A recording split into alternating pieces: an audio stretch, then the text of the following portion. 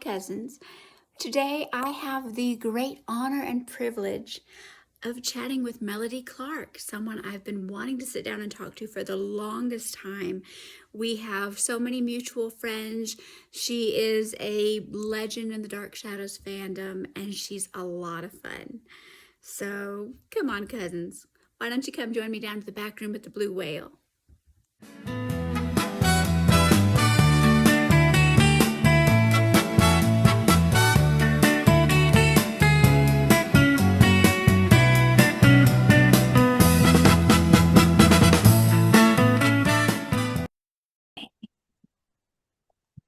There we go. Awesome. Well, thank you so much for joining me today. I mean, you're one of these people in fandom that I've seen around for ages and haven't really like connected with. Um, what is your Dark Shadows origin story? What is your fandom story? Okay, well, it goes back quite a ways. Mm-hmm.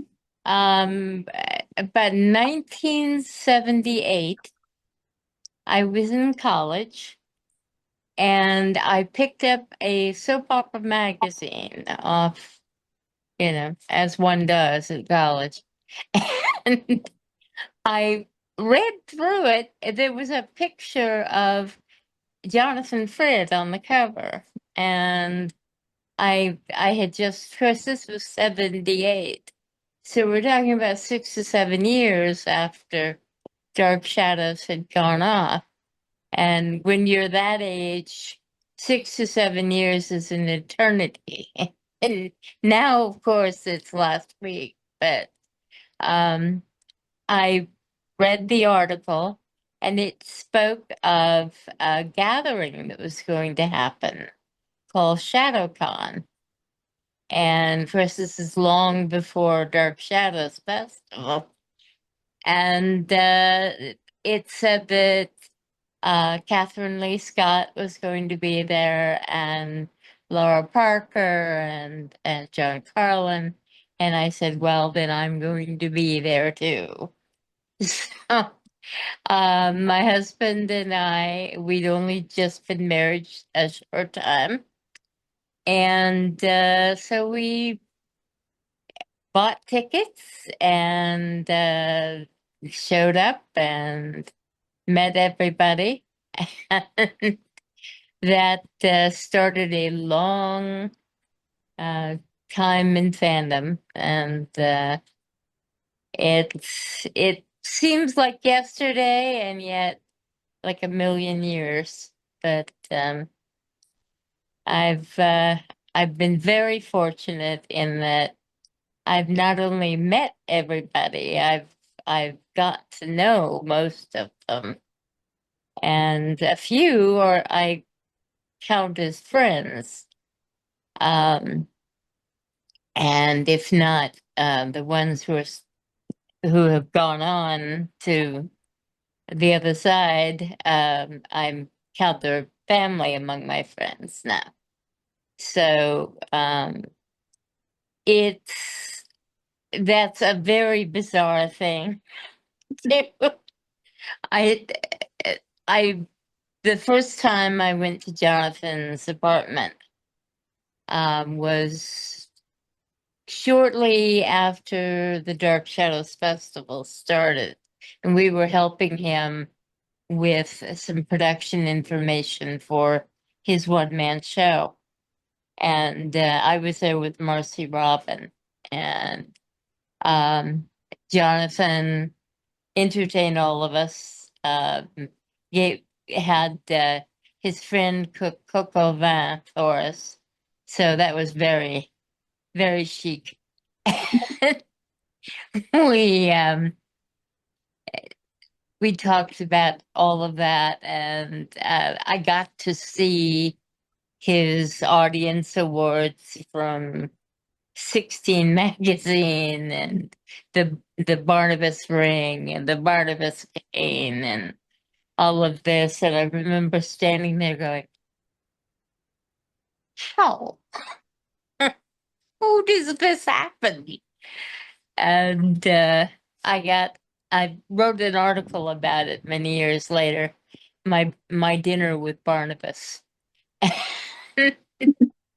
The and then of course couple of several years before that, I flew to New York and um, met up with Grayson Hall, whose fan club I ran for a number of years. And she and I went out to dinner, and I got to meet the family and um, just have a wonderful time with her. She was a second mother to me. My own mom passed away when I was 19. So she sort of filled that hole, and she would give me advice about everything, that sort of thing. And she was a dear lady. She and I had a lot of fights. She and I locked horns a lot, but I came to know her a lot better through my own experiences. I think I understand her better than I did then, and I wish I had been a bit more mature when I got to know her. I think we'd have uh, had more simpatico doing it. But Kathryn, of course, I we wrote the Dark Shadows Companion, Kathy Resch, Marcy Robin, and I worked because Kathy and Marcy were both going through some stuff at the time. Kathryn and I did most of the production on the book, and the I got to know her and Ben, her husband, and Jeff later on, and that again is just as mind blowing as you would imagine.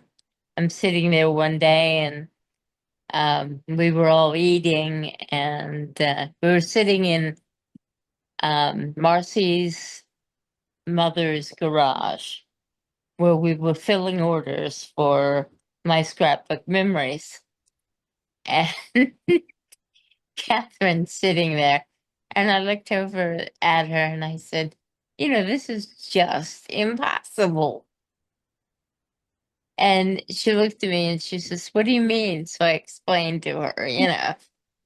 And she said, I do understand because I once had Bob Hope call me on the telephone. And she says, "I'm thinking, he knows who I am." Uh, they do understand on that level. And anyway, the only ones I've never met, I never got to meet Thayer David because he'd passed by the time I was in fandom. Never met, uh, no, I did meet her. Um, Clarice is who I was talking about. I did meet her once, but most everyone else I've met, and some I've known better than others. Johnny Carlin was always a wonder to behold. He knew how to interact with everybody, and he was lots of fun to see with Johnathan because they'd known each other so long that and they worked together so much. And it's sort of like Johnathan and Grayson. It was the same kind of thing. And of course, I knew Laura and her family. And Laura worked on the Dark Shadows Companion. And we all had our book publication party at the uh, old, oh, what was it called? The Hollywood Museum across the street from the Hollywood Bowl.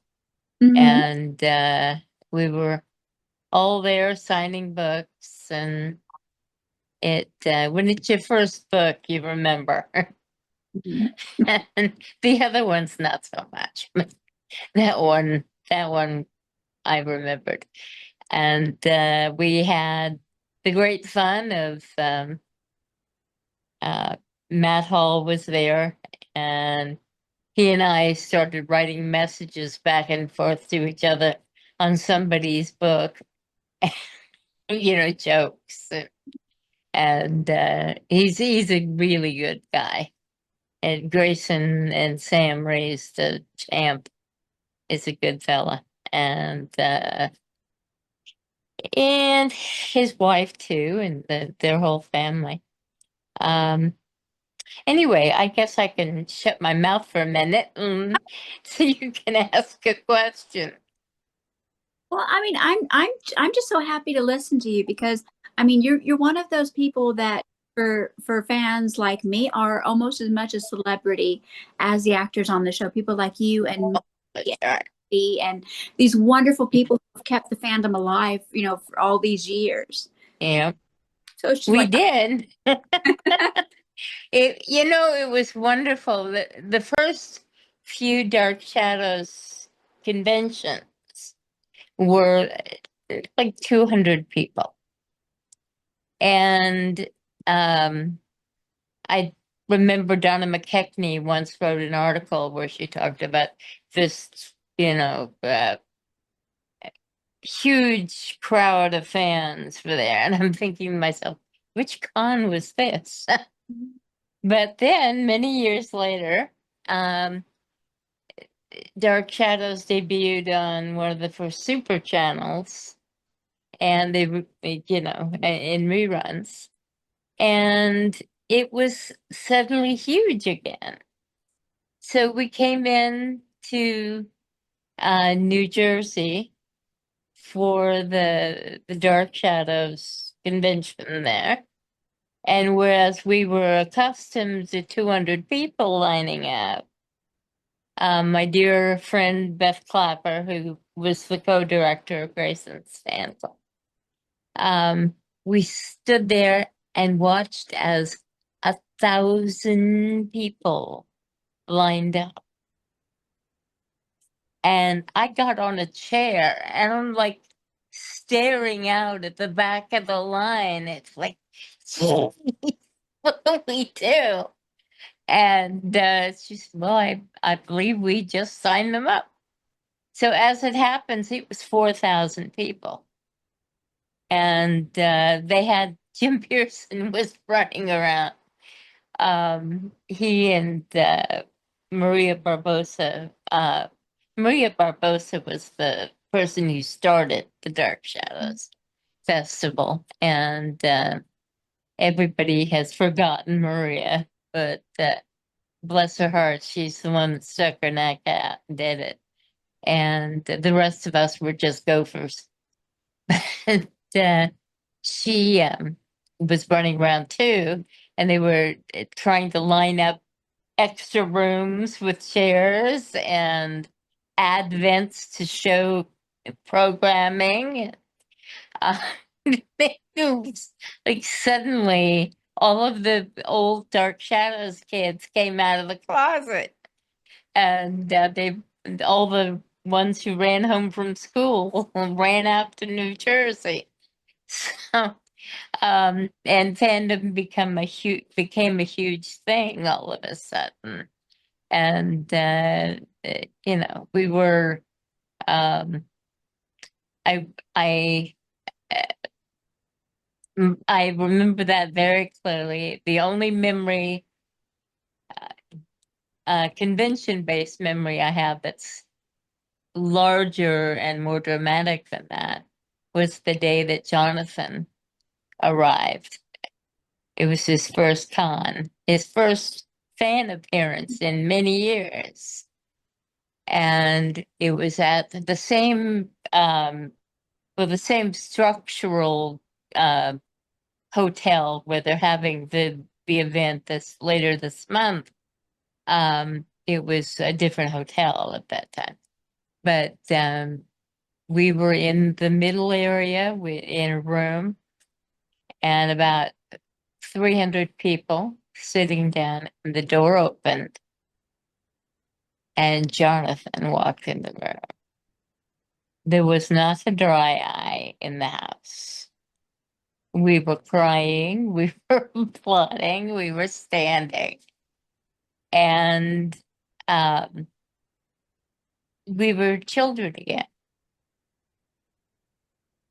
And it was just so magical. And especially at that time, because he looked like Barnabas. Mm-hmm. He hadn't aged. We hadn't aged either, you know.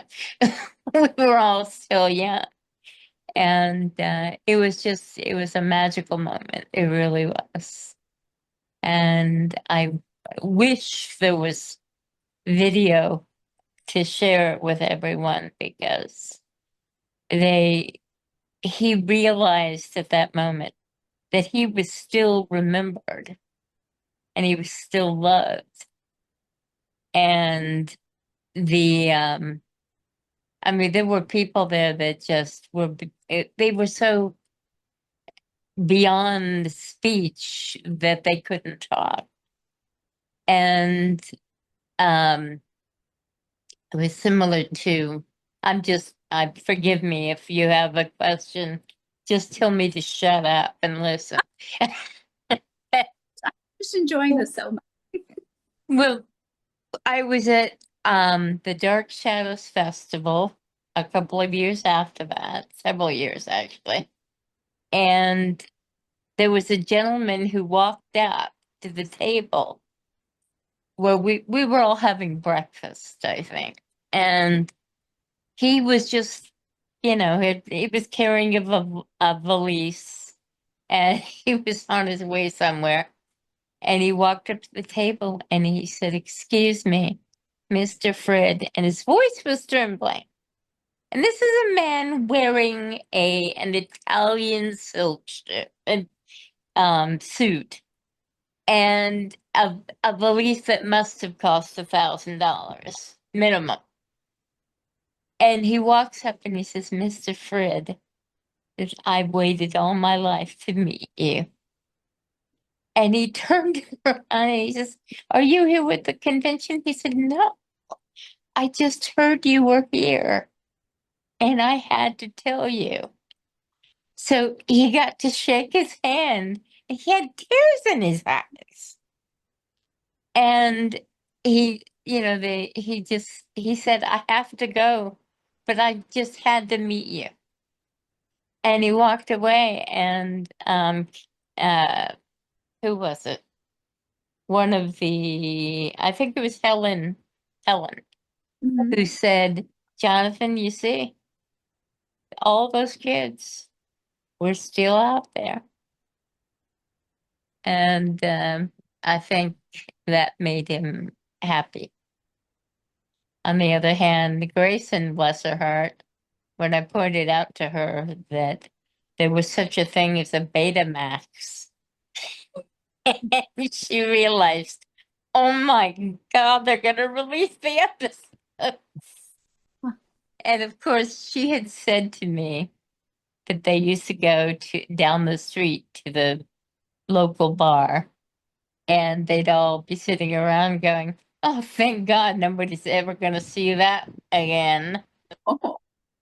And, because they'd all been directed over the top. And they were all most of them were classically trained actors. And, Grayson got an Academy Award nomination for the uh, Guana movie. Mm-hmm.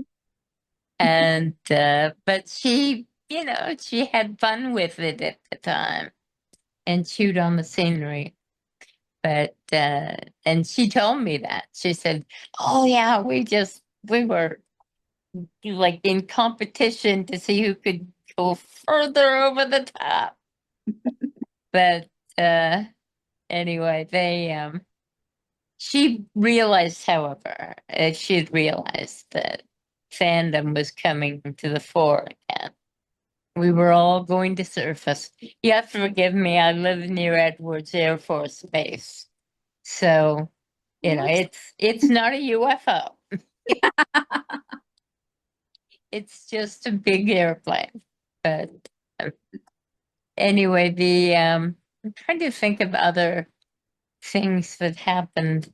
Some of this I recounted on the podcast my brother and I did for a while, but I remember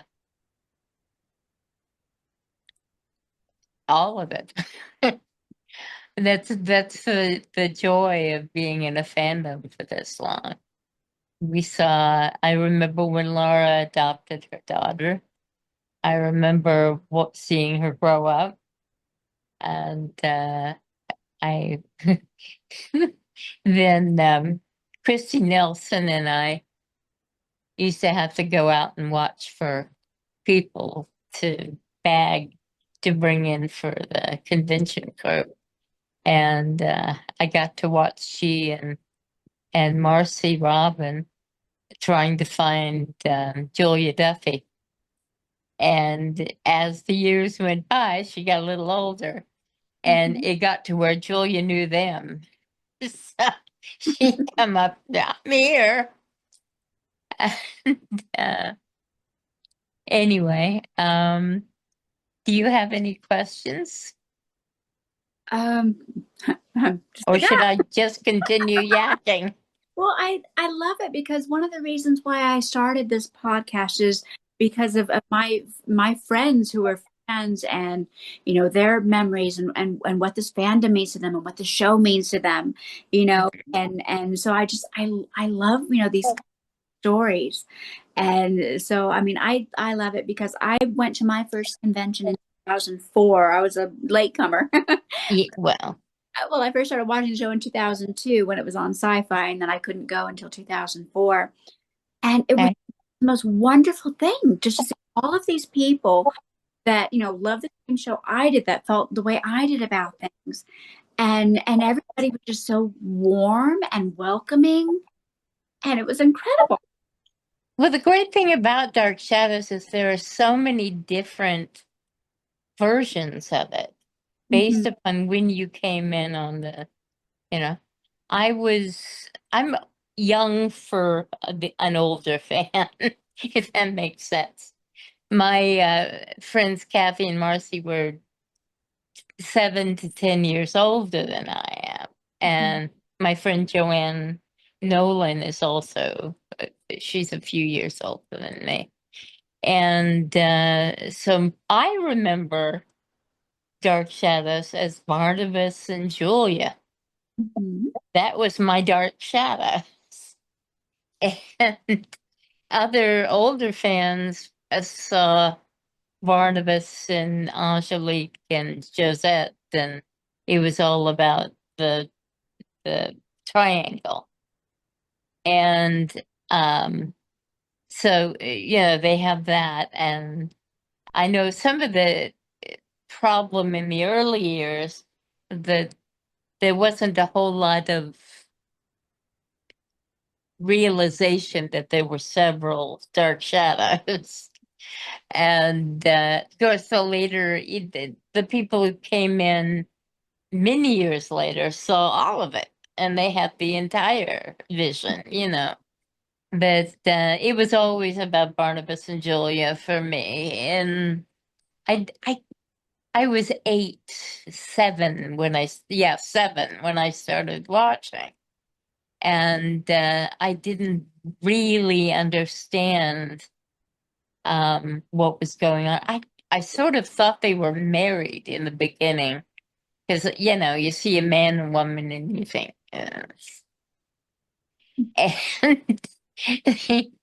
um, but all of my friends and younger people don't understand fame the way it was then.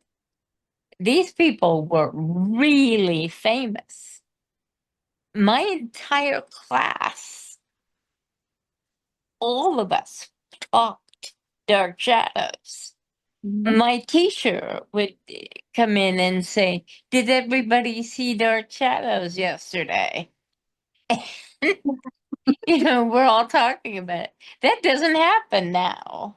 This is 8 million different TV shows, and whatever else media. And it they truly were. I mean, they were on the Tonight Show, for heaven's sake, back when there was only two of late night shows. And, you know, Johnathan was invited to the White House for Halloween. And it was really something. So we we all loved it. And the my my friends, my teachers, my big sister, she's the one who got me into it. It was all her fault. She started watching it. She was 10 years older than that, 15 years older than me. She was the oldest. I was one of the two youngest. And she started watching it, and I would watch it, and, you know, got into it finally. And so it was all about Barnabas and Julia. And I didn't even see them as a romantic couple. I did till many years later. I'd read some fan fiction, but to me, they were like Sherlock Holmes and Dr. Watson. And but as I got older, I could appreciate Angelique as a foil, as a villain. Mhm. And I once told Laura, said, I used to boo when you'd come on. Oh. And she looked at me like, "You did?" Oh. And I said, "No, what did I know? I was 6, 7." Mhm. And, but she thought that later on, she thought that was funny. And she came up to me at our book signing, and she goes, "Boo." And I said, "No, not that kind of boo." Mhm. But she was a sweet lady. She really was. She was a teacher in her later years. And she told me that when she had parent night, the parents would come in and go.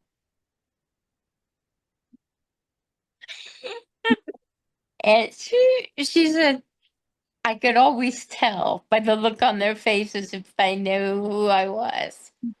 Or they would say, "My God, you look like that actress."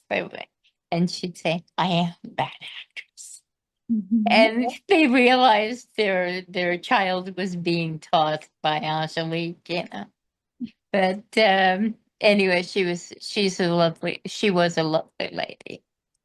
And my friend Debbie Smith, who worked for Dan Curtis and who eventually wrote for TV, she was a good friend of hers. And I got a lot of information about her later years. And I know she had her whole family around her when she passed. Good. But, and Grayson, bless her heart, went out the way she lived. And, but it's that old poem, "Let me live like a tune-swept fiddle string that plays a master melody and snaps." Well, that was Grayson.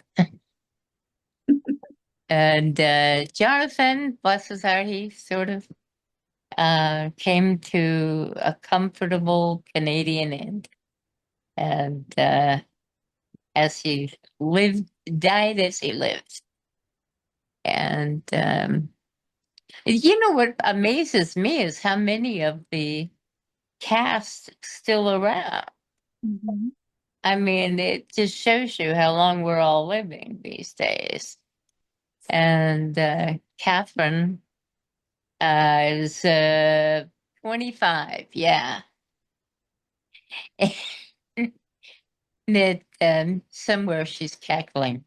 Um, she and of course her new husband, and she'll live to be 110, Mm-hmm. and everybody else is a lot of the people are still with us, Mm-hmm.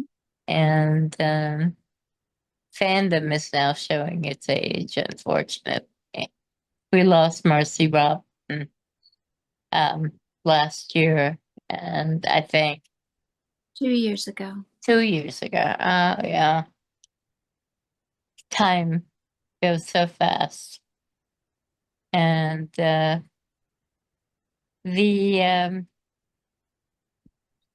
and there've been a couple of other fans who passed, but we're mainly all still here. Mm-hmm.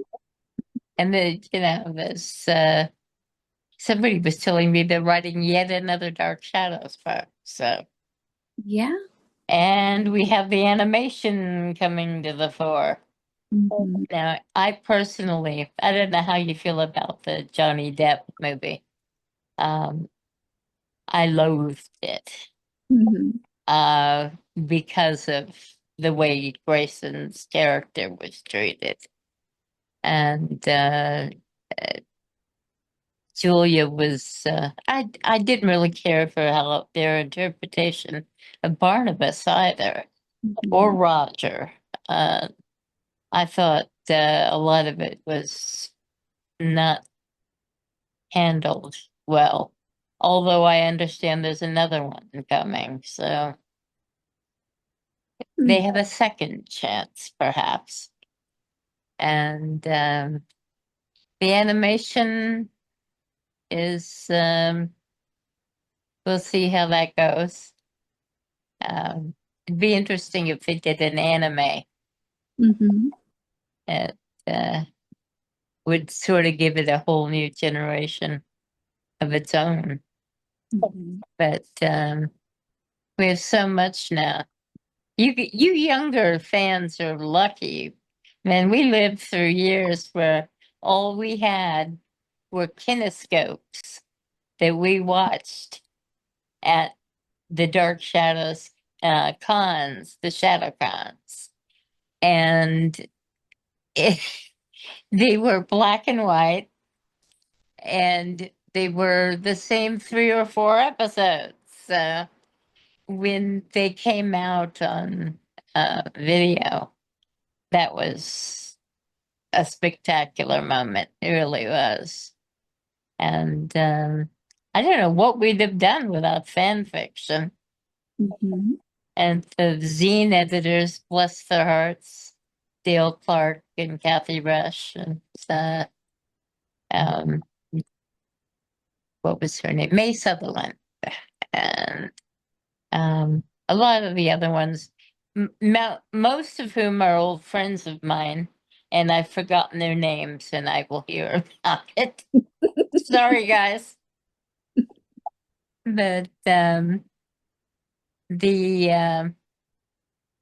there's actually quite a lot, pretty good fan fiction in Mm-hmm. this fandom, and the that's different.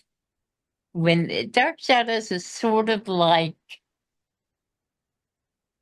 it's sort of beyond the gates of standard fandom, where you have this sort of fenced in area with Star Trek and the other sci-fi science fiction series, and fandom tends to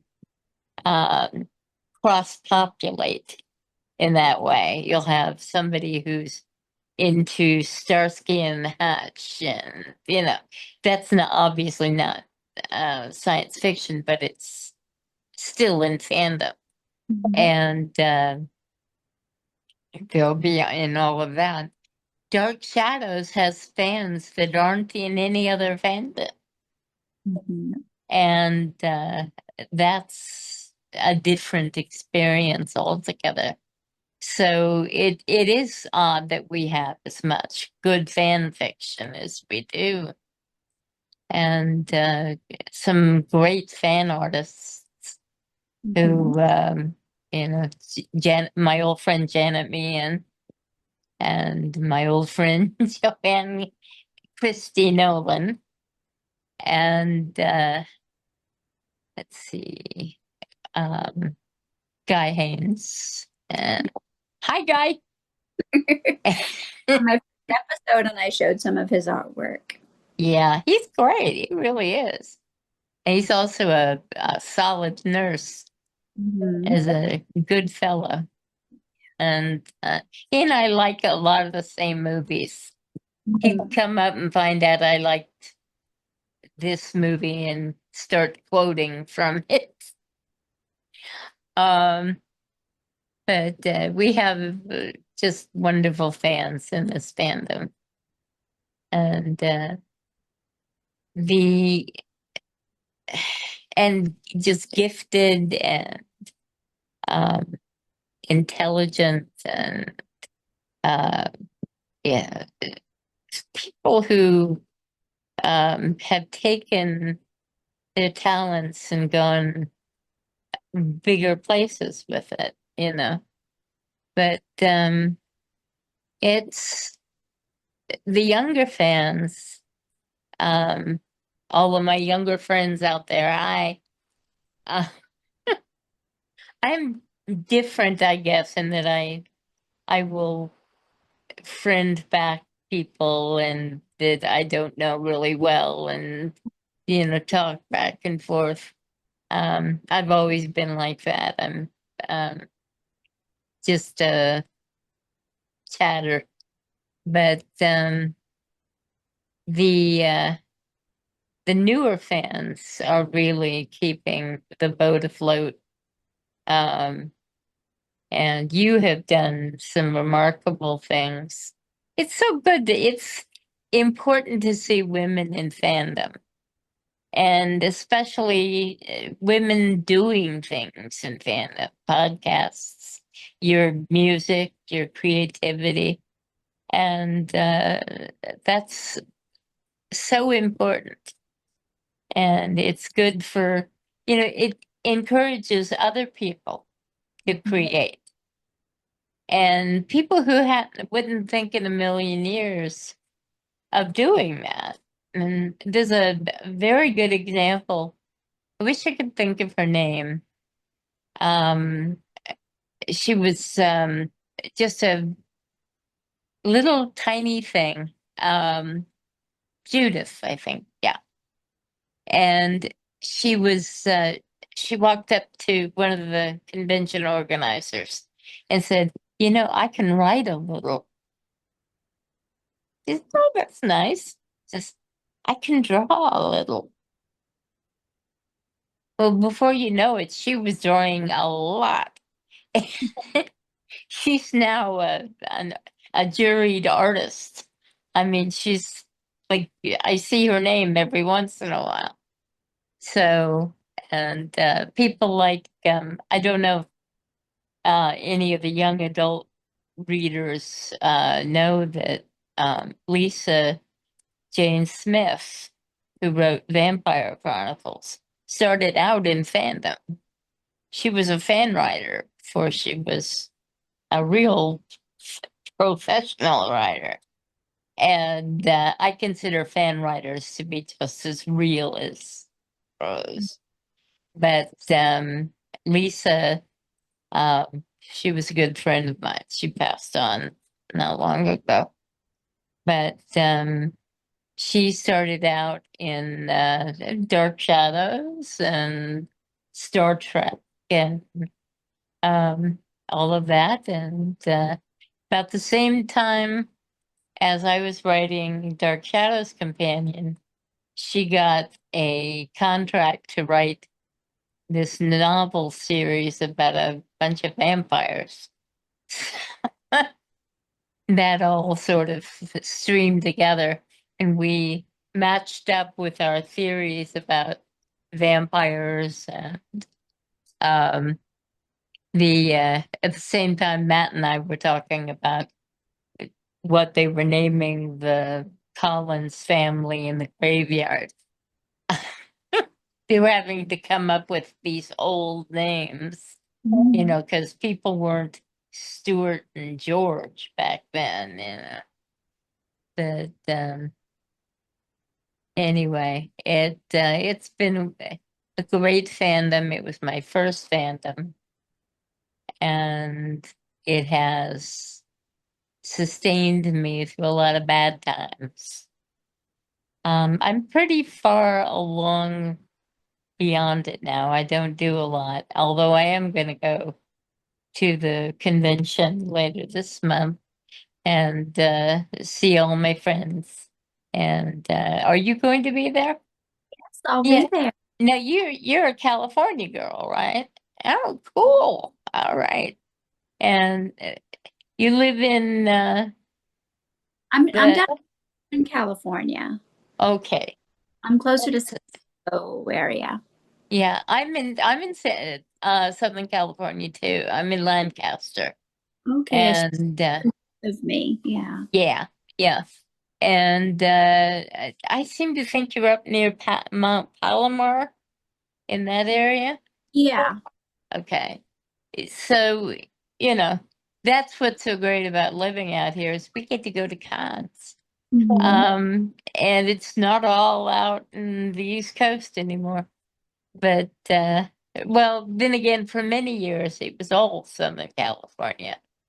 Mhm. So that's the only way we got Johnathan out here was that, you know, he wanted to find out what was going on. But anyway, we're gonna see everybody, and the I gather I'm hoping Matt will still be there. It's kind of difficult for him to get away because he's still working full time, and as is Cecilia. So, but I know Kathryn will be there, and David, and all the rest. Mhm. And I hope everybody can join us. I'll be there. I may just come in to have lunch with friends, but I'll be there. And I hope everybody come up. Don't be a stranger. Don't be shy. I'm very easy to talk to, as you found out. And I'm the I I guess my husband likes to say that I'm a greeter. I, I'll be the first one to hug you, you know.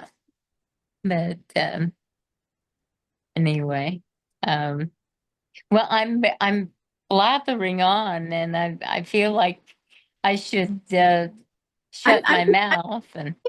my questions in my head, so Oh, okay. like one thing is, I mean, you have had the opportunity to have befriended two absolutely amazing women, Grayson Hall and Kathryn Leigh Scott. Yes. What have you learned from these two women? What have you learned about everything, life and the business and Oh, Grayson taught me. Oh my God. She taught me to yell back. okay. And she, she and I um screamed at each other. And she said, she says, "You're angry." I said, "Yeah, I'm angry." She says, "Then yell back at me." And I said, "I can't do that." She said, "Why?" It's because you're Grayson. You're my hero. She says, "Those are the people you want to yell at."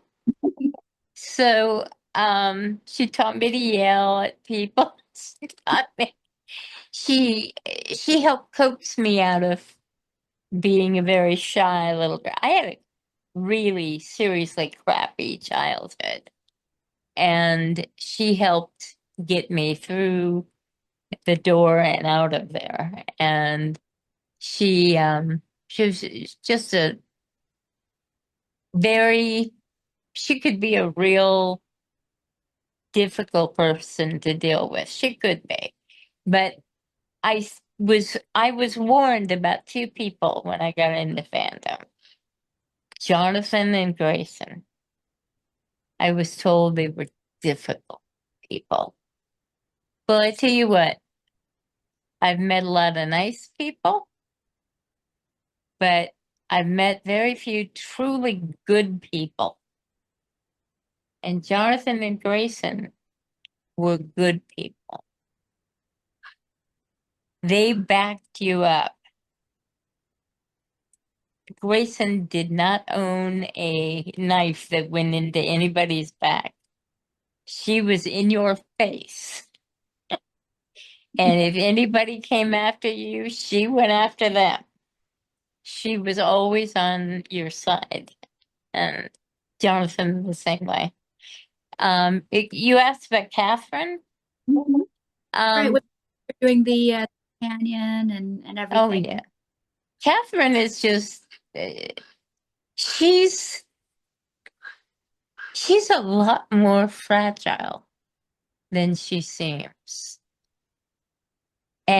but at the same time, that fragility makes her very in tune with other people. She has had to put on a sort of stoic front for a long time. And she has a lot of anxiety and things like that, as we all do. But in later years, she's really, I mean, when she went through everything with Jeff and, you know, um, she she found new strength in herself.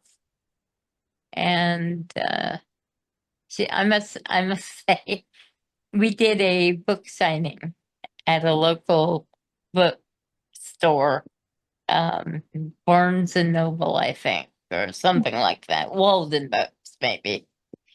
And I called up Kathryn and asked her if she would come up and sign with us.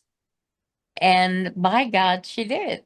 And she drove all the way up to Lancaster, which is a long ride for her. And she brought Scooter with her, one of her dogs.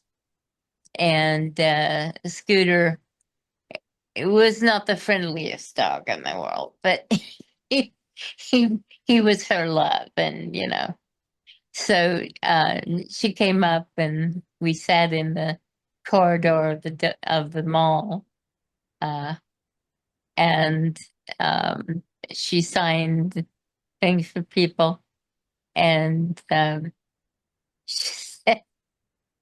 I quoted from one of my favorite old TV shows, Barney Miller. They had a character on there that was a writer, and he would talk about going to signings, and people wouldn't look at you in the eye because they were terrified they'd have to buy a book. And so I told her that story as we were sitting there, and she started laughing so hard she started coughing. But that's the way it is. And people will come over there and they'll talk to you for an hour about whatever, but nobody buys the book. But as it happened, we actually did sell a few books. But she taught me a lot about uh, just asserting yourself, putting yourself forward, and believing in yourself. And she had to do that. I mean, she's a milkman's daughter.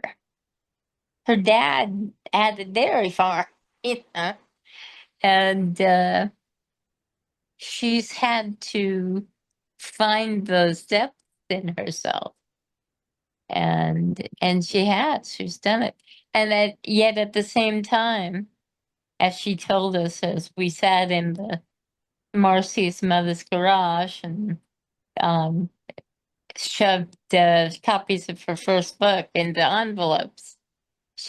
She said, but I'll tell you, I still have my grocery union card. She was a grocery checker for, back in the years before the Bunny Club, I guess. And she said, I remind myself that it can all go away. And she kept the card. So the last time I saw her, I walked up at this convention and I said, so, Kathryn, you still got the card? And she said, no. Oh. I finally released it and said, I don't need that anymore. So that's what she taught me is a lot of things. And Johnathan taught me to laugh. He was the funniest person in the world. He really was. Most people think of him as being this, it, part of us. But he was really a goofy guy and very funny. And I remember sitting in his apartment. We were talking about our mutual fear of flying. Mhm. And I said, well, there's always somebody sitting next to you going, well, I've been on a plane every day for my life and nothing ever happens. And he says, yeah, well, he's never been in a plane that crashed. And I said, gee, thank you for that one. And Marcy, who had to fly with me, said, yeah, thanks, Johnathan. That's going to work out real well when we go home. Anyway. And when you're just talking about Kathryn Leigh Scott right now, and I'm just thinking, she is one of the actually like the coolest kind of female models that I can think of. Last, how many years, because she's so much for her career, for the fandom, I mean, she's put all of these wonderful books out, and not just about Dark Shadows, No. I mean, the hobby card books, and The one about Cora. yeah, Yeah. Yeah. what stuff. And she's still acting and just doing so much. And it's like, this is a woman who is like a fabulous female role. Yeah, absolutely. And when you consider that, I know she went to another convention they have for Little House on the Prairie, because she did a couple of those episodes. And I actually have another person I know who is involved with all that. But she just she reaches everything she can. She reaches all the way to the end of the way far fruit, and she always has. And she's been a remarkable role model, I think, for a lot of people. And she she's I'll tell you, after I got um, a couple of other books published, she said, I was saying, oh, I did just, and she said, no. She said, do you know how few published writers there are in the world? And I said, actually, no, I hadn't thought of that. Of course, now people self-publish, so it's more common. But even so, the people who self-publish are even more important because they're believing in their own voice. And Kathryn started that. she self-published, and she put her work out there, and now she's a fiction writer. She has fans who know only of her writing from her novels. So and so many of her books are really well done, just significantly well done. And she's always gotten the best people at, like, Smay Spalding Davis, who is an editor for Time Magazine, was the editor for the Dark Shadows Companion. And she she sat down and went through it. And you have not lived until you've had your first book edited by an editor for Time Magazine. It doesn't tickle, but it teaches you, though, and it gives you an insight to your language and how you use words. And I'm sure Kathryn, she's had hers edited, which is essential. It just is. The best writers in the world still have quirks that go into their work. And in fact, Stephen King, when he wrote early on and had vigorous editing, his novels were much better than the ones he's written lately. And editors can be an important thing. Anyway, all right. I've babbled on for another few minutes. That's great. When you talk about, like, in the early days of fandom, when we didn't have the show on DVD or streaming or anything like that where it was available. When you were working on the Dark Shadows Companion, were moments or scenes from the show that you were like, I forgot about that, or Oh, yeah. came back to you and you rediscovered a lot of things about why we love this show? The thing that I remembered most clearly, when I was 8, my best friend died. I lost her when we were both 8. She had glioblastoma, a very bad brain tumor. And we had Dark Shadows that we shared. And I know that watching it, I was reminded that it gave me hope of reincarnation or life after this one. And that became really important to me then. I didn't realize what a role color played with Dark Shadows. And I was watching, there were a couple of times where I was watching clips and it synced in with my memory of watching it originally. And there was a scene where Julia is looking into the parallel time room. Mm-hmm. And she's wearing one of those beautiful jewel-colored blue dresses. Mm-hmm. And the one she begged to wear. They wanted her in tweed. But she was staring into the room, and I remembered that. Oh my God, I remember that scene. And we went through all of those. We got stuck in a thing of watching the episodes. the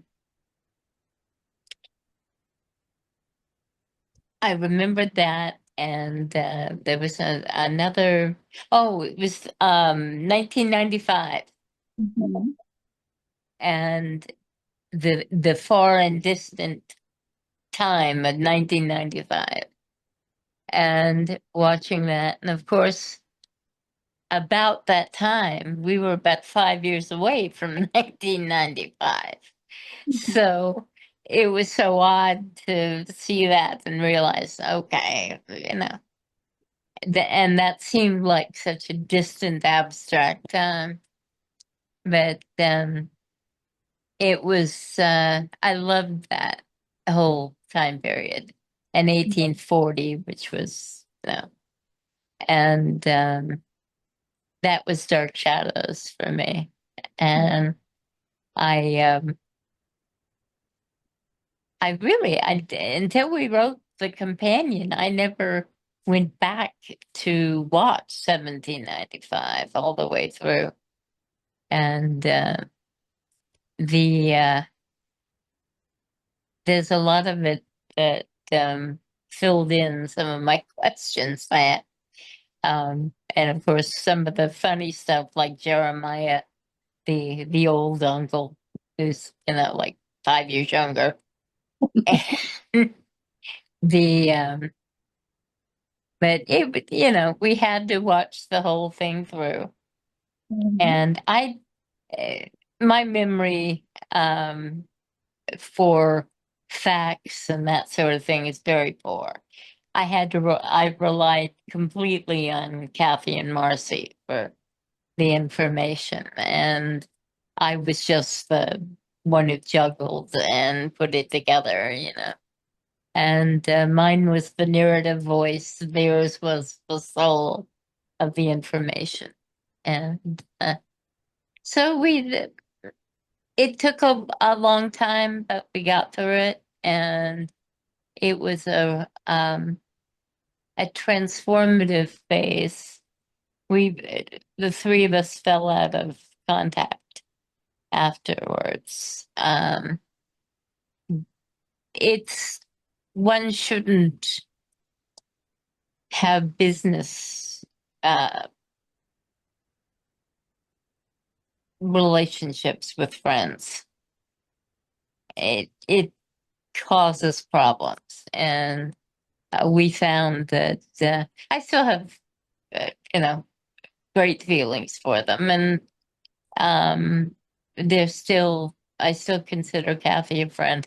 By the way, Kathy recently had surgery, and she's on the mend and that sort of thing. But I think if everybody could send her some warm tidings, that would be great. And I cried when Marcy died, although I hadn't talked to her in 25 years. But the friends of our youth are very important, and they form our identities in many ways. And they help me in a lot of ways, and I think I help them as well. So and fandom itself, all you guys out there, that's one of the nice things about Facebook. I got to re-enter this form that fandom has taken. And Helen Samaras and Nancy Kersey. Hi, Nance. And I'm sure she's watching. And Guy and Jeff and Dr. Jeff Thompson. And all of, and you guys. And all of fandom. It's been re-energized by the young people. And you're such a kid. I can't believe it. You're younger than my niece. But the the young people have really resurrected Dark Shadows. And now we have the animation coming to us. I'm sure it'll come back in some other form. Every once in a while, there's a new generation that does that. We had been crosses, Dark Shadows, and we had depth shadows, as I call it. And hopefully he'll resurrect it in another film. We'll see.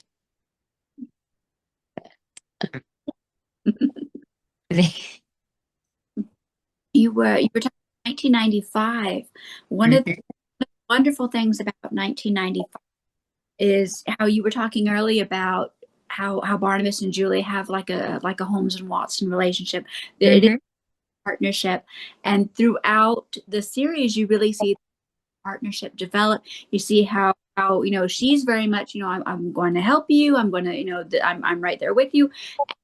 He doesn't trust her at first. He's threatening to kill her, and then I mean, he does learn to trust her. And they you really kind of see that really around like the time of Adam and all that kind of thing, where they're really getting closer. That partnership really, when Chris Jennings, a werewolf, comes on the scene, and they're determined to help Chris, and they're in this together, and that's very much that partnership. 1970 parallel time, she kills her own double to protect him. You know, Yep. huge. And then with 1995 and the 19 with everything, you really see how powerful a spirit heart is, that he is the only one that has really come between her and Barnabas.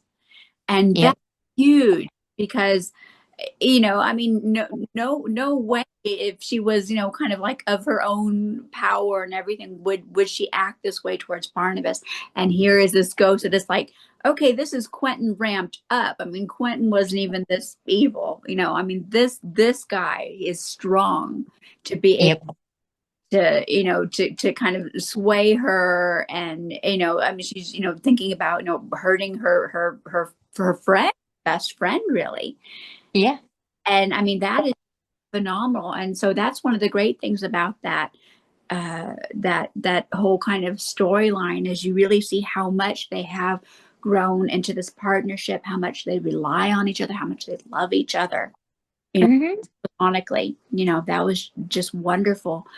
What are some of your favorite moments, Shadows? Do you have any scenes that Oh, stand out? well, most of the Barnabas Julia people have a few, you know, ones that were significant. The one that most people remember because it was the one that really put forward Barnabas's feelings in the matter. Where she said, "Leave, go, Never with leave that. me," and he said, "Never without you." And that was such a statement that of the depth of their friendship, Mhm. and or however one interprets. And it that was I I'll never forget that. That was one of the big moments in Shipperdom. Mhm. But the most of the Gerard years were significant. There's also a wonderful scene that where Barnabas and Julia are standing together, and it was after Valerie had died, and they had gone through that difficult scene. Um, and he says, considers staying there, and then he looks over at Julia, and there's like a moment where you can tell he's resolved. Mhm. He's going back, and that was another really cool scene, and it was done totally with um, body posture and expression, and it really was a great scene. And most of their later scenes were just terrific, and that's why I thought it was so tragic that they threw away their relationship, which was, I mean, unfortunately, there's a lot of rumors that get thrown around about um, Grayson and how she came to the show. Grayson came first. Grayson was hired because um, uh, Dan Curtis loved her work and wanted her there. And the Sam came after, a while after, and they met at a Christmas party. They both got a little snockered, and before you know it, he signed in the paper. But the Grayson was one of the big three. Every TV show has a big three. There's Kirk, Spock, and McCoy. There's, um, well, Dark Shadows had Barnabas, Angelique, and Julia. Those were the big three. And the people wrote in about those characters. So why they threw it away like that? And it just, and they backed Grayson up as a secondary character, which she didn't mind because then she didn't have to work as much, and still got the same check. But it was just a really ridiculous thing to do, and I think that's what did it. I think that they um it was death by show suicide, and I've heard a lot of stories through the years about what happened, but I will never understand. Somebody thought that was a good idea, and to dress Johnathan up in silly clothes, and I don't know. But anyway, I wish they had continued in the regular time period. And certainly the audience felt that way too. So I stopped watching it when Johnathan and Grayson uh, separated and went into other roles. And like maybe once a week, I'd sort of switch it on and see what was going on. But I really didn't care. I didn't know those characters. And it was a whole different show. So they know better than to do that kind of thing now. The who was it? Seth MacFarlane, who is a show mastermind. He created a really quite good science fiction show called The Orville, and he said once, the one thing you learn is you don't mess with your characters. Your characters are the lifeline to the show. And I wish Dan Curtis had, I think he finally understood that the role they play. But anyway, such is life. And a lot of people since then have learned from those mistakes. So hopefully Johnny Depp will bring pardon me, Julia back from the dead and reconstitute her without the Ronald McDonald wig.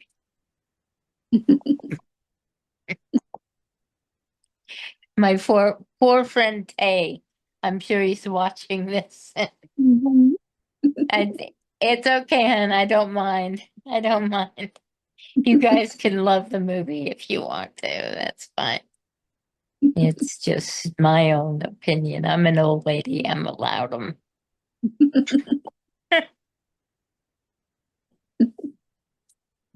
But that's about all I can remember about the Barnabas and Julia years. Of course, they had such a complicated relationship, and it went on and on. And Johnathan and Grayson were sitting there one day, and he looks over at her and says, "What are they?" And she looked at him, as she would often do, and say, "Don't you know?" No. It's just, well, then I'm not going to tell you. So, and then of course we see with the movie, they take their relationship and I still don't understand. I'm not a massive Tim Burton fan, although I love his Abraham Lincoln Vampire Slayer. It's one of my favorite movies, and how he went from that to what happened with Dark Shadows, I don't know. Perhaps it was Johnny Depp's intervention. I don't know. Oh. But speaking of movies, what are your Yes. thoughts on Night of Shadows? And do you think Uh, there will be a restoration with Grayson scenes uh, put back in anytime? um, Grayson always thought that was the better movie. Mhm. And she said that the script was brilliant. And of course, she was a little, you know, more likely to say that than not. But Sam, Sam was a really good writer, and he wrote a lot of early TV. I'm a fan of James Dean, and I was watching a Dean. Um, I'm I wrote a biography on Dean, and I did some updates, and I was watching an episode of this show that he did, and it comes up written by Sam Hall. Oh my God. But anyway, Night of Dark Shadows is such a jumbled mess in the version that we got that it can only be better. And because it's just, I mean, now granted, um, there wasn't a whole lot that could be done with it. Selby and Kate Jackson um, uh, did what they could. And poor James Storm, I mean, he was a character that wasn't a character, and John and Nancy. Um, I don't know. I would like to see them do that just because Grayson's work has been um, recently downplayed in some of the Dan Curtis documentary. But so to see some of her work restored in uh, Nods, Night of Dark Shadows, that's what we always used to call it, Hods and Nods, um, would be terrific. And it would also reestablish the character and the nuances and the things that she put into the role. And so, yeah, that would be wonderful. I'd love to see it. Um, I'd love to see anything that got it out of that morass that it got left in. Um, the but it certainly would be a strong memorial. You know, one of her grandsons is an actor, and Oh, yeah, so I think that would be a nice gift for the family, you know. But and of course, Sam and Gordon's script being restored would be cool too. And I'd like to see. I'd heard something about some footage that was left out of Hogs as well. So maybe there would be a redo for that. So anything like that, sure. Why not? Anything that gives more to fandom is a great thing. And there are lots of people who just love both movies. mhm. And I still see them usually on Halloween when I get some message from 35 different people going, it's on. The it was funny. My former daughter-in-law, the mother of my oldest grandson, um, would do things like switch on the House of Dark Shadows. And when I was coming into the room, and and the music would be playing, and she thought it was hilarious. And it's weird to see it now because knowing a lot of the cast, and having a personal relationship with people you see on it in a film. It's, and I've known other people who I, in LA, people, but it's when it's somebody you loved as a child, it's a different thing. It's a whole different metric. And the there's something to be said for rediscovering your childhood heroes. And Grayson will always be my childhood hero and my second mom. And she she was a card. She really was. And so was Johnathan. And oh, I wish I could. There's so many moments you wish you could go back to and pay more attention to things that were said. And but we're all here for a reason, and maybe the reason was created by not listening well enough. And I wrote published a memorial for Grayson many years ago. I called The Gift of Memory. And somebody, bless their hearts, scanned it in and sent it to me.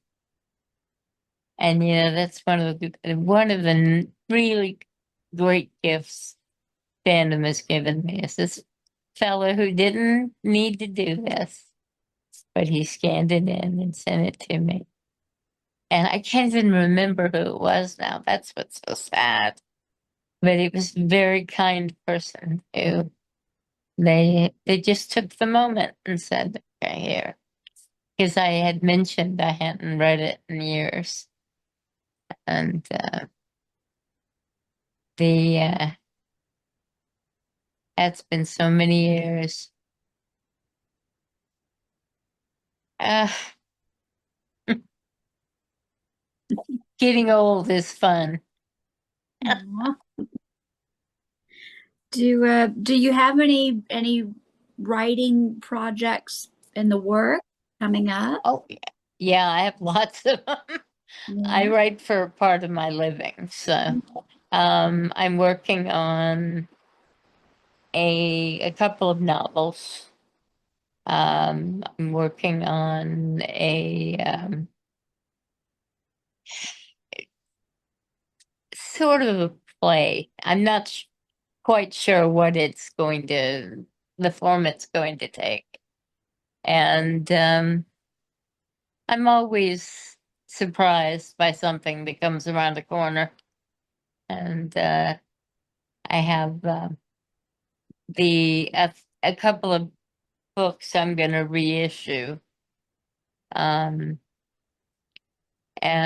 one that I've been working on it for probably 20 years. And it's finally dragging me back to the computer and making me finish it.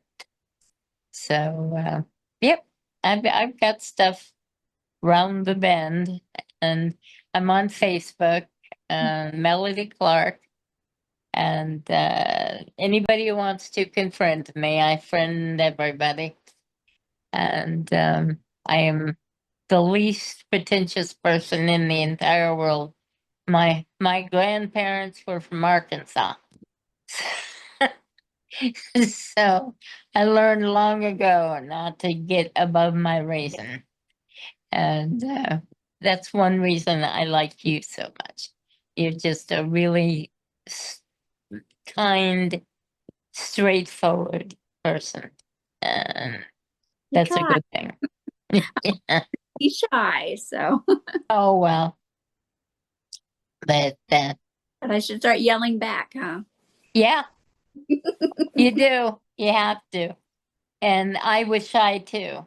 And when you get in, you find if you yell back that people respect that, and they won't mess with you as much, and they'll have a greater opinion of your viewpoint on things, because they think of us as being tougher and more, deductive and that sort of thing, more Sherlockian. Yeah, I recommend yelling back and being yourself. You're doing fine. I like your work. Thanks. Well, on that note, I guess I will let you go. I hear my dog making some noise in the back room. I one of my dogs a couple days ago, and so the one that I had been really clingy, and now she's doing something in the other room. So I was like, I don't know what she's doing. I better go check on her. Yeah. Well, you take care, and thank you again for inviting me on. It's been great. Well, thank you for joining me. I'm happy you could. This has been wonderful. I mean, this is like you remind me so much of my Teresa, and so this has just been like sitting with a great aunt and visiting. So There you go. Thank you very much, Anne. Well, I will see you later. I'll see you on Facebook, and Sounds good.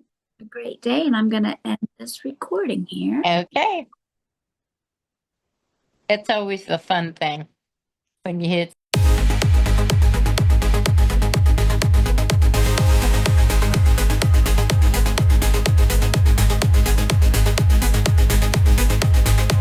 The house is like a grave.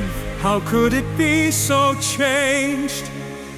Where has everyone gone? It's all so strange. Could it be we're in our time once again, but at the point in the future? Does that make sense? Where are our friends? There was some disturbance in time. We now find ourselves in 1995, and here's a grave for David with fresh flowers laid.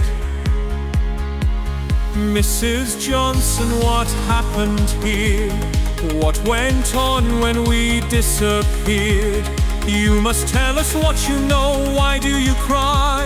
Is anyone in the family still alive? Frederick's the old shack, Finley's Cove. Wait, come back, we must know.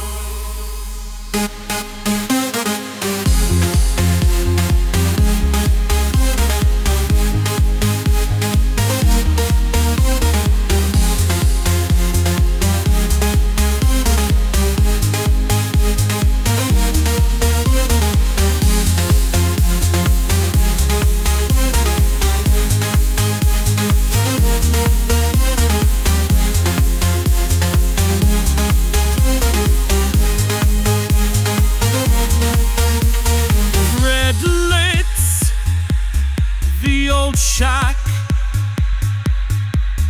Finley's Cove. Wait, come back, we must know.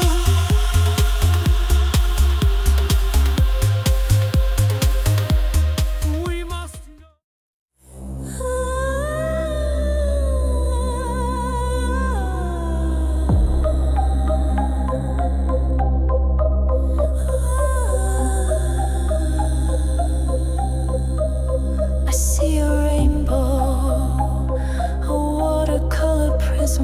Bright colors dance before my eyes. I guess I'm susceptible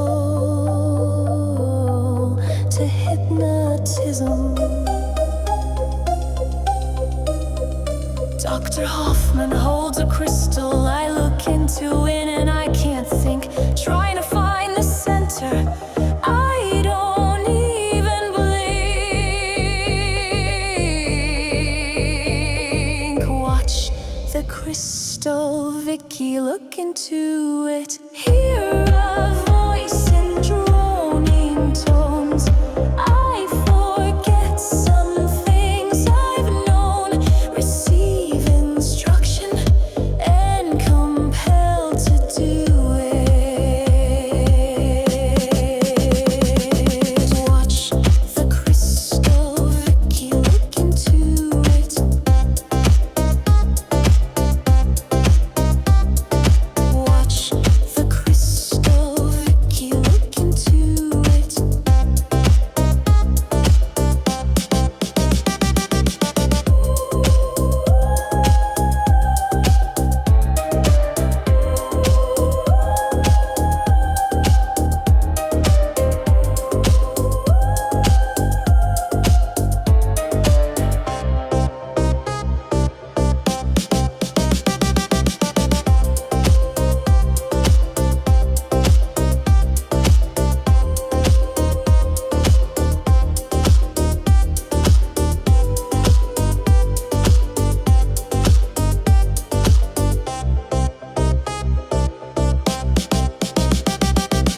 Watch the crystal, Vicky, look into it. Hear a voice in droning tones.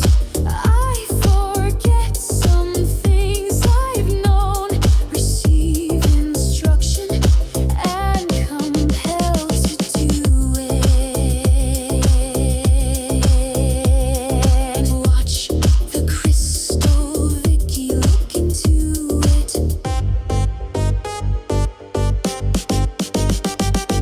Watch the crystal, Vicky, look into it.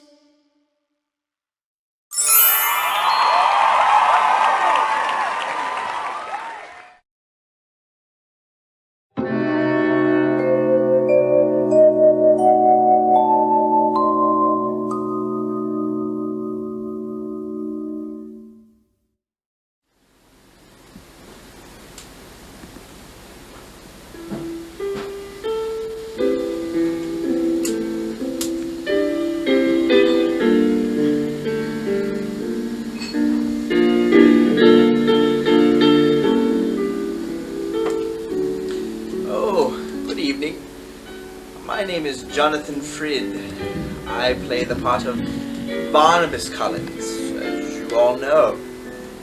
I am delighted to share with you this evening a special treat for all of us Dark Shadows fans. It is a very rare footage of Dark Shadows shot on location at the house in Newport.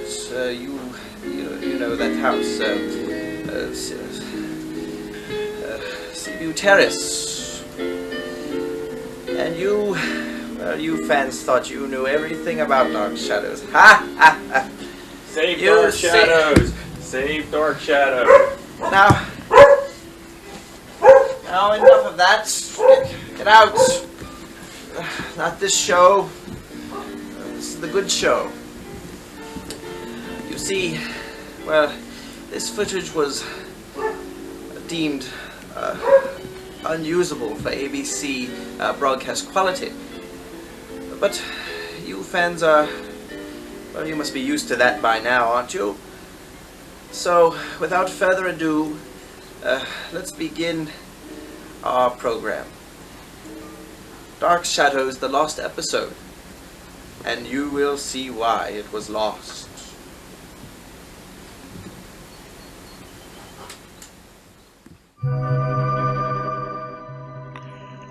This is to be another night of terror at Collinwood. A strange, perverted type of love pervades the great estate, and one man's infidelity will spark a flame of jealousy, and that flame will rise to an inferno of revenge and destruction, and continuity errors.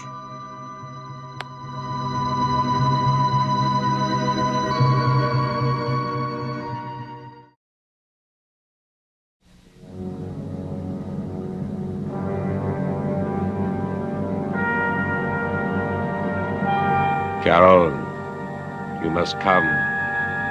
Now. Immediately. I need you. Carolyn.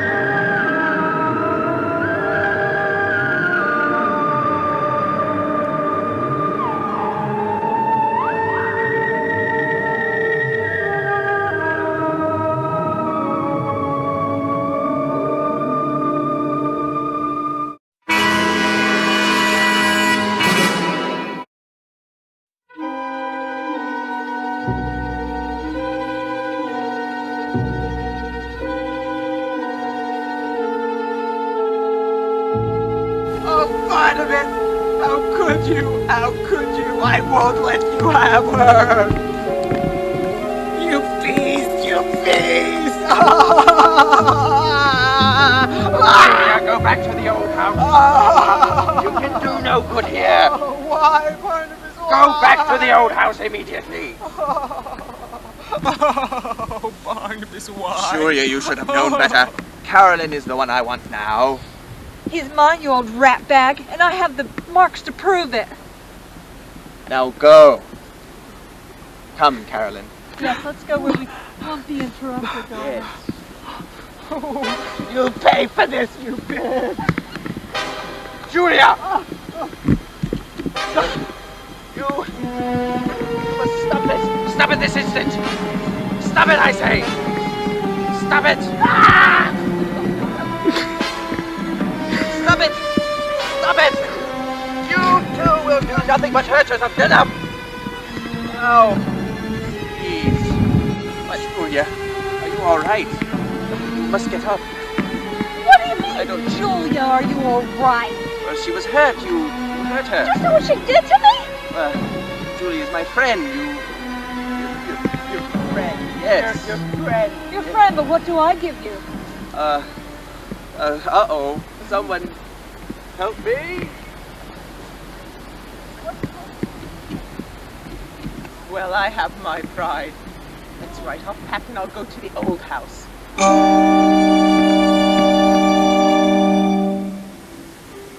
Wow. Well, how are you fans enjoying the show so far? You know, I hope you see now why ABC lost this episode. Well, it seems that poor Julia finally washed that vampire right out of her hair. As she was leaving Collinwood forever, well, let's just say she ran into an old acquaintance from her past.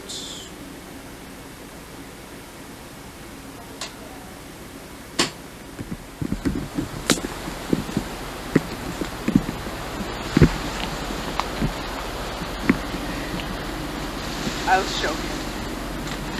Right, I'll show him. Julia! Tom, Jenny, but you're dead! Yes, you're dead! Yes, Julia. And now that I'm dead, I need blood. Your blood. No! Please help! Barnabas, help! Help! Oh, Barnabas! Barnabas! Oh, Tom!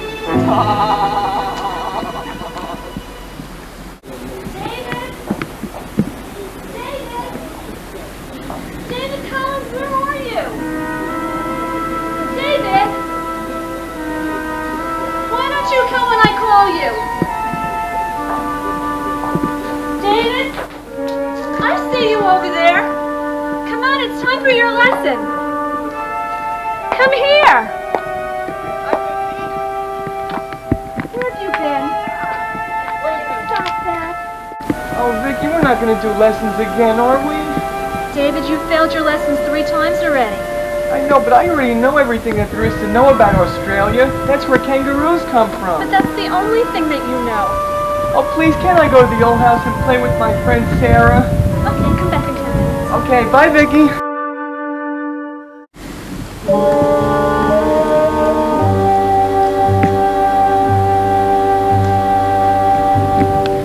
Julia, I've come to apologize. Not necessary, Barnabas, but I feel that it is. You see, I treated you horribly, and I must tell you that, well, that you are the one for me, Julia, and I mean that. I'm afraid you're a bit too late, Barnabas. What do you mean? I found another love. Julia! What are those marks on your neck? What happened? What happened to you? You're a little too late, Barnabas. Julia! Julia! Oh. No.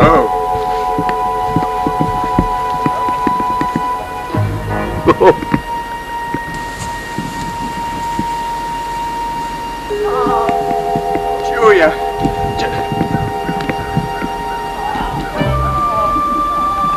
Oh, Jennings.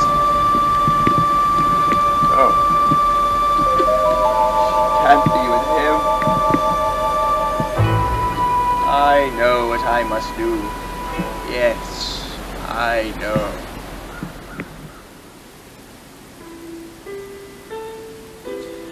What's going to happen next? You know, Barnabas knew that he was a fool for neglecting Julia the way he has been, and he felt he was a fiend for biting Carolyn and dragging her into this mess. But enough of fools and fiends. What am I saying? Ugh. Anyway, Barnabas did know that as long as Julia was around to protect Tom, he could never get to him. So, he had to temporarily restrain her.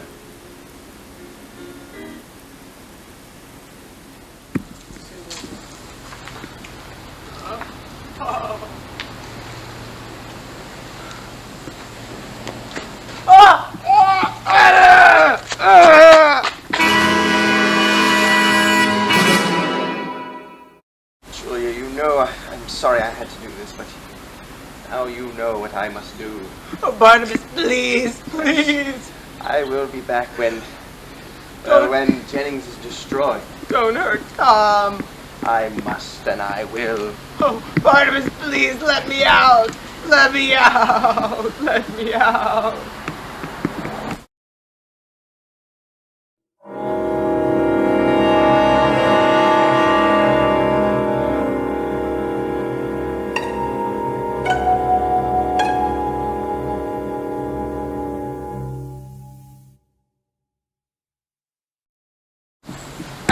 I've got to get out of here. I've got to save Tom. Oh, can I get out of here? Ow, can I get out? Oh, Barnabas, why did you do this to me? Why? Oh, please, someone help anyone. Adam. Adam, help me. Bend the bars, Adam. Let me out of this place. Bend bars? Bend the bars, Adam. Please, hurry. Good.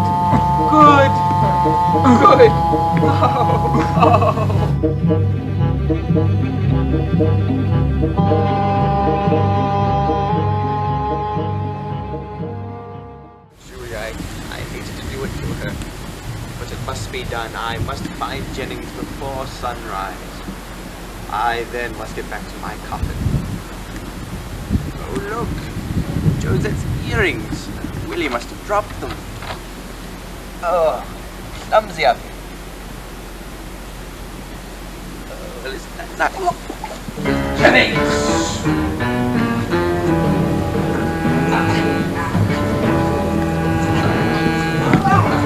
The light! You're wasting your time with me!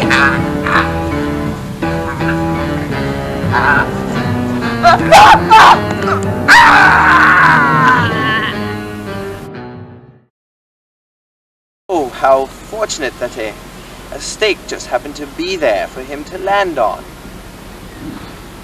Yes. Oh, Tom! Tom! Oh, Tom! Oh, how could you? Tom! Oh, Barnabas. Julia. Barnabas!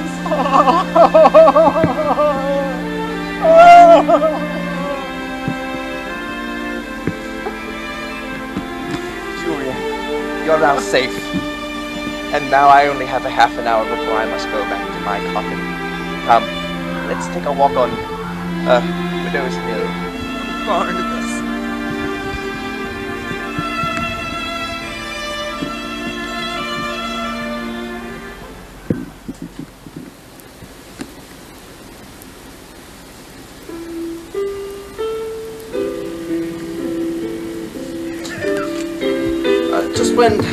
Just when Barnabas sent his new love Julia thought everything was safe, Chris Jennings, the werewolf, Tom Jennings' brother, came back for his revenge.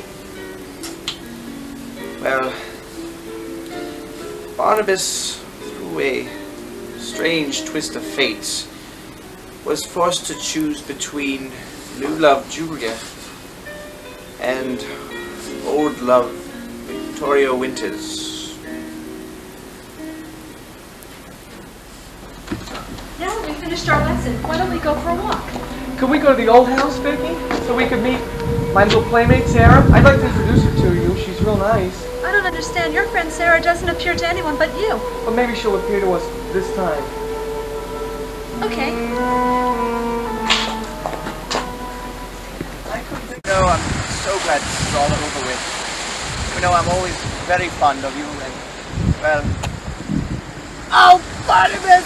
It's Chris Jennings! Hey, you killed my brother! Now you're gonna be whooped, babe! What are you talking for? Drat Stokes' flashcards!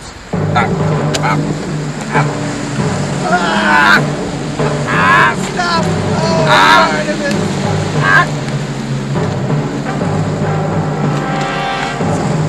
Oh, Barnabas! Oh, Barnabas! Vicky, what's happening? What's going on over here? What's going on here? I don't understand. I don't understand.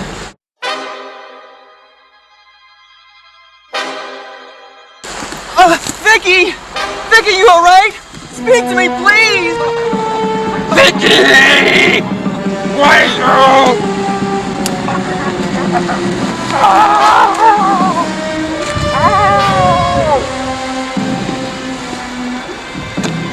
He's dead.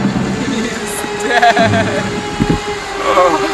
Oh, Barnabas, Barnabas. Julia.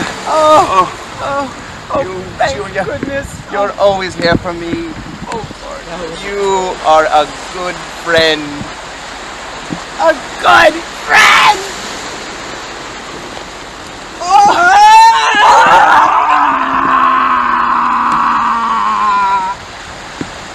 What are good friends for?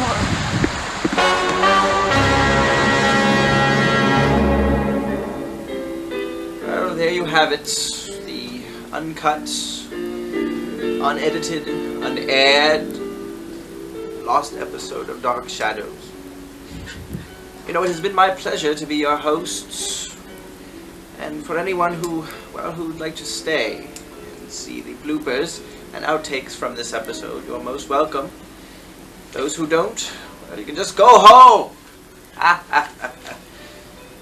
As for me, this is Johnathan Frid. Good night.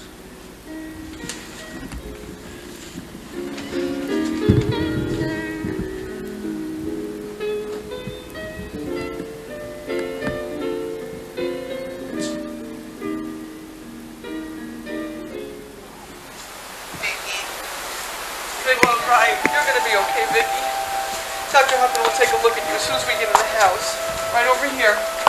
Right in the door, Vicky. Let me examine her. Where's your bag, Dr. Huffman? It's in the house, isn't it? It's in the old house.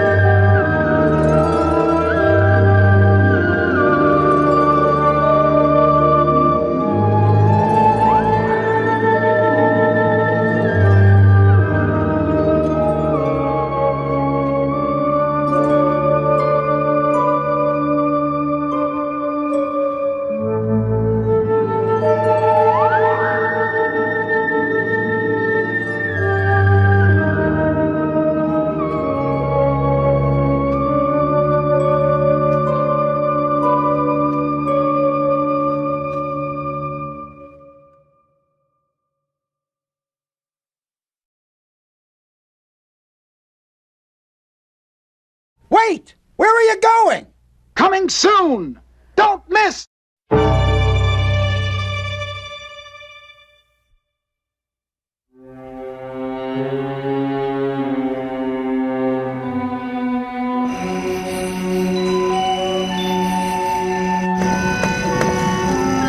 I'll see you later, Maggie, darling.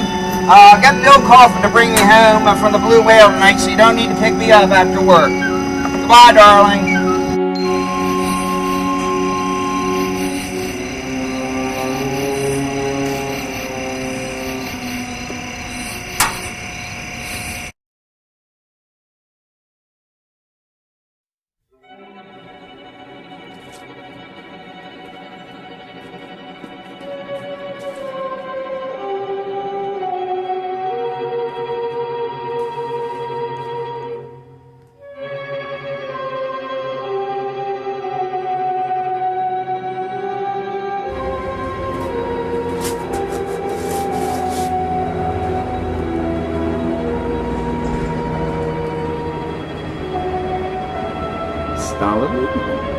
Elizabeth Collins Radford?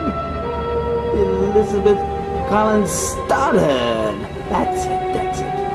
And, let's see, Roger is her brother, and David is their son. No, that's incestors. David is Roger's son. Willie wasn't quite sure who the mother was, and Carolyn is Elizabeth's daughter, and she is boom. Oh, well, I can't wait.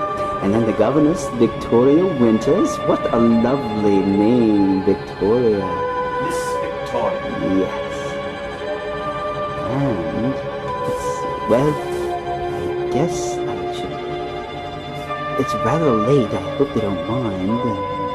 Oh, and this hat that Willie gave me.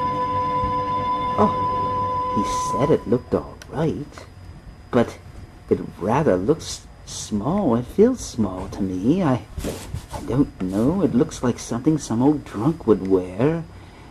Well, I'll take his word for it since I can't see myself in the mirror. Okay, here it goes nothing.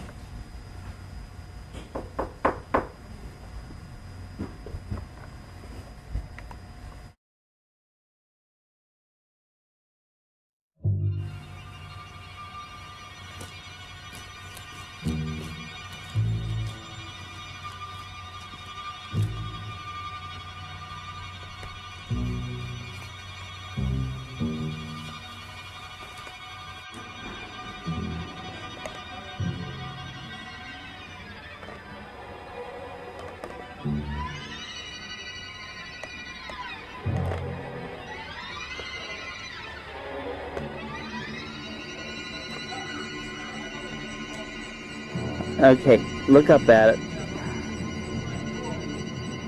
You're thinking, what? No. Oh, little David, I'm gonna make you nutso. You're going to regret ever going into my house. I'll get you for this. Okay, little David. You are in for it. You are going to get it. Oh, you bubble-headed booby. I'm going to kill you.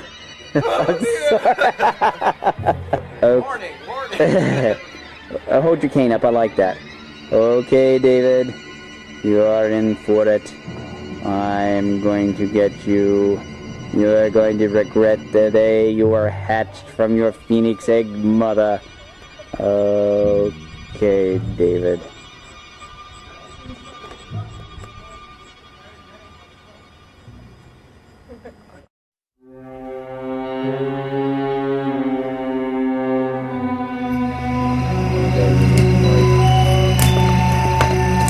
I'll see you later, Maggie, darling.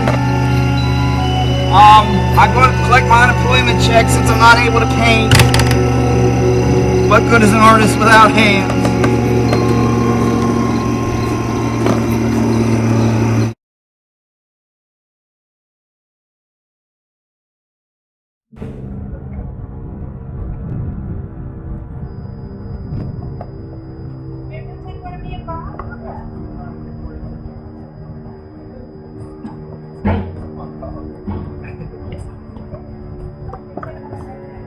David, it's no use, Barnabas.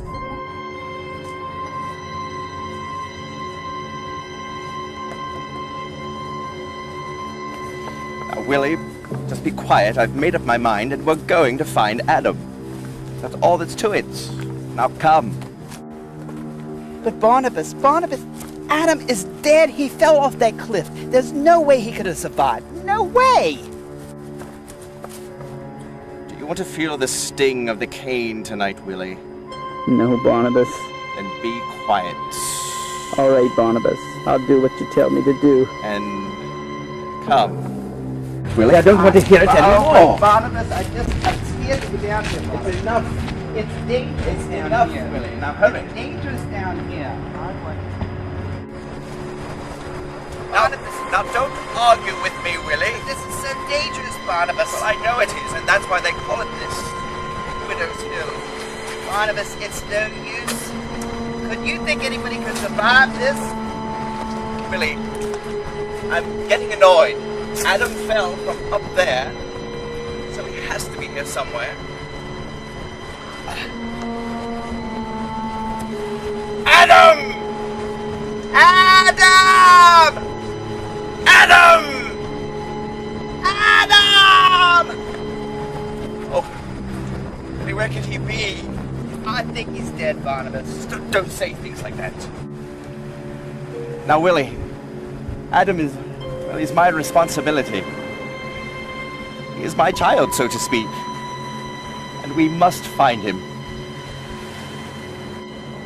Barnabas, that child of yours, so to speak, is a 280-pound full-grown man with a brain the size of a pea, and that's being generous.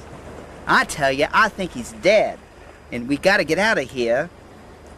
Let his body wash up down the shore down there in Maryland.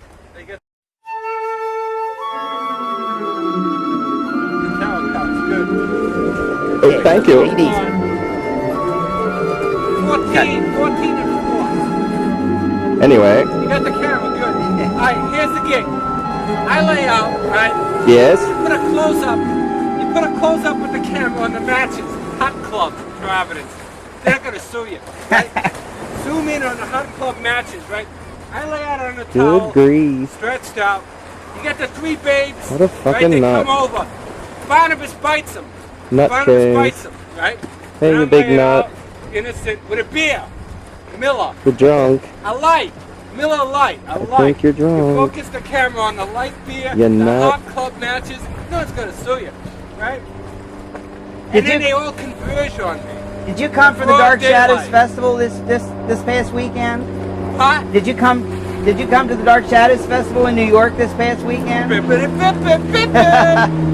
got varicose veins going up my leg from having a spike up my left foot. Well, I'm glad that answered the question. Dance. Yeah. Well, thank I'm a you. monster. Typical Dark Shadows What can I fan. say? I was born a monster. I am a monster. let me- And I will leave here a monster. Thank you. We found our Adam.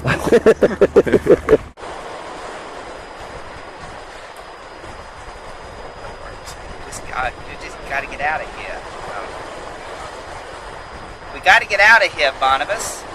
We came to do a job, Willie, and we're going to do that job. Okay, Barnabas, okay. I'll do what you want me to do. We're going to find Adam, whether it takes all night. Adam! Adam! Adam! Adam! Adam! And you were all wondering what that Leviathan looked like in the room. That's it. Right there. Do you hear the heavy breathing? That is your Leviathan. Oh my, his balls are hanging out.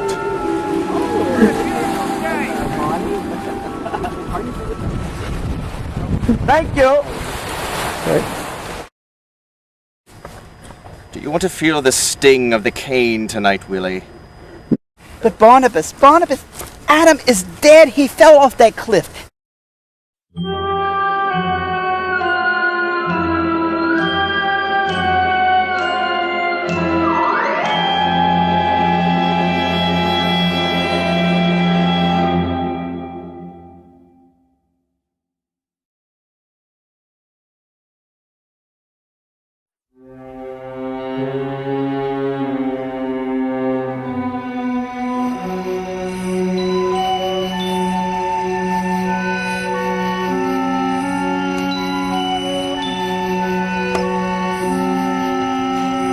Goodbye, Maggie. Goodbye, darling. I'll see you later. I guess I won't see you later, Maggie.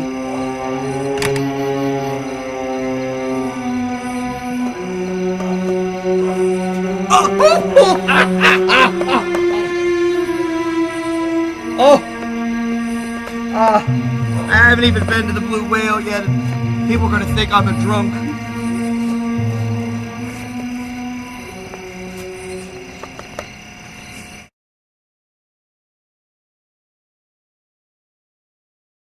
Did you hear, Did you hear, Dr. Hoffman, that they now think Dave Withers was murdered? Murdered? No. Not murdered. anything but not murdered.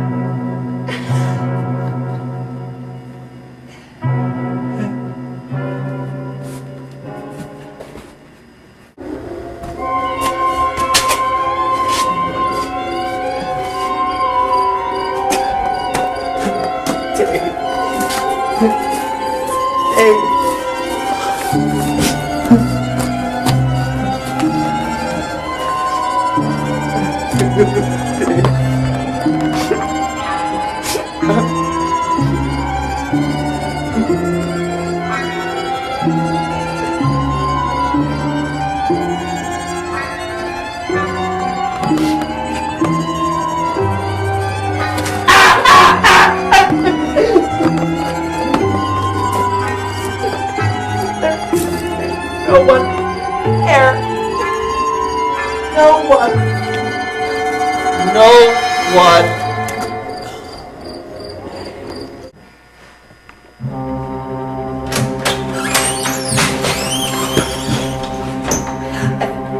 I've gotta get help. I've gotta get help.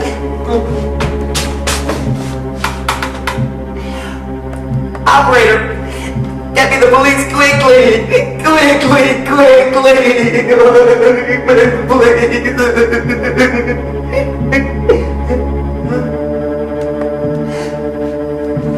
You no longer have friends, Julia. Dave, no.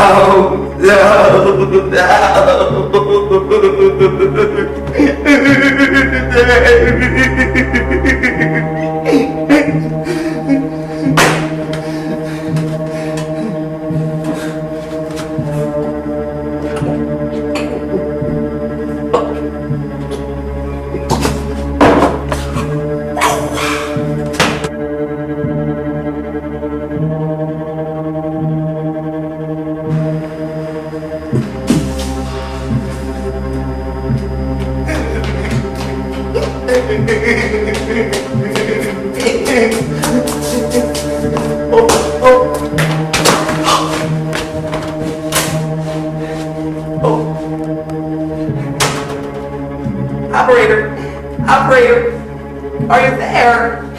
Operator!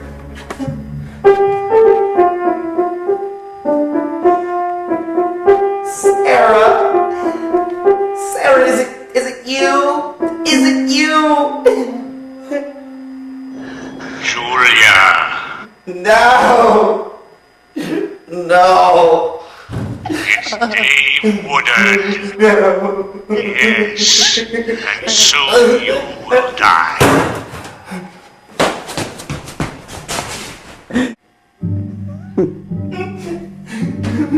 This is Johnson.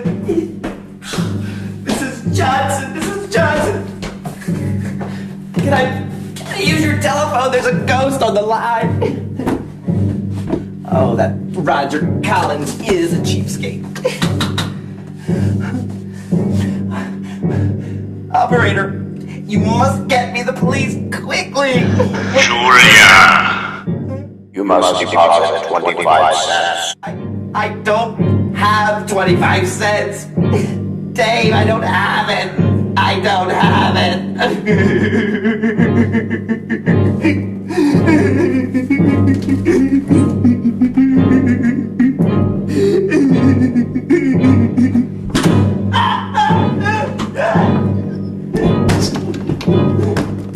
Let me out! Let me out! You must let me out!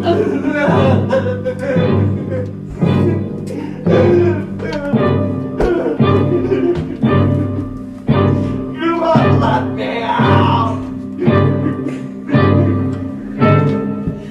Let me out!